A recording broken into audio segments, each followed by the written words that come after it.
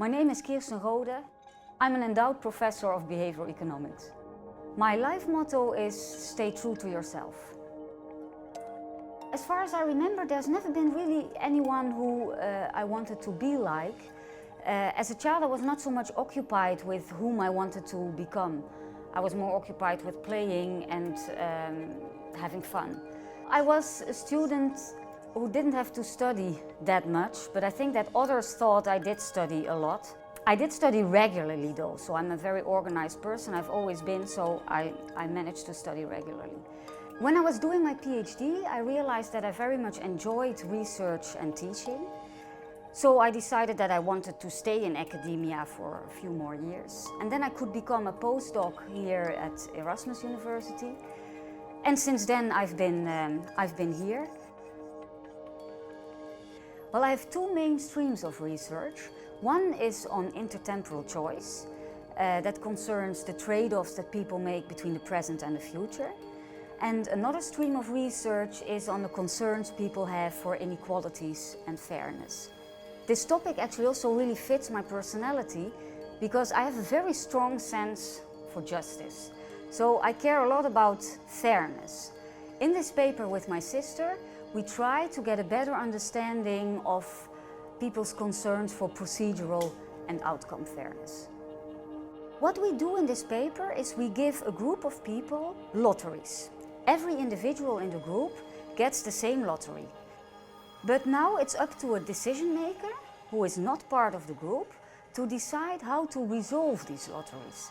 So he could, for instance, decide to resolve these lotteries independently for everybody. Then you would say, okay, everybody has the same chance to get the better outcome of the lottery. So in that sense, there is ex ante equality and there is procedural fairness, we could say. But of course, the final outcomes need not be equal because everybody has an independent chance of getting the better outcome of the lottery. But now if you consider a different procedure where the lottery would be resolved only once and everybody would get the same outcome, then you also have that everybody has the same chances, the same opportunities. So then there's also ex ante fairness or equality, but there's also ex post fairness. By comparing these two procedures, we get an idea of how much people care about procedural fairness compared to outcome fairness. Imagine you're the manager of a firm. You have a vacancy. And there are two candidates that are equally qualified for the job. One is a man, the other one is a woman. The question is, who do you decide to give the job to? You could say, well, in all of these situations, I would always give the job to the man. That would be ex post unfair. The final allocation will be unfair.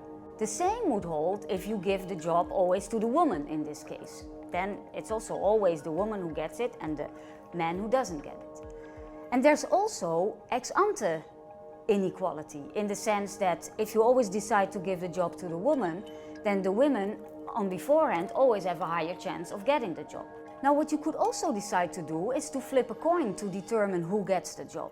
In that case, you would still have ex post inequality because only one person can get the job, but at least both people have an equal chance of getting the job.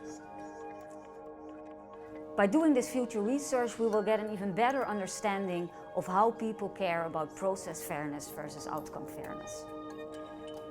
My name is Kirsten Rohde and my message to students is do what you enjoy.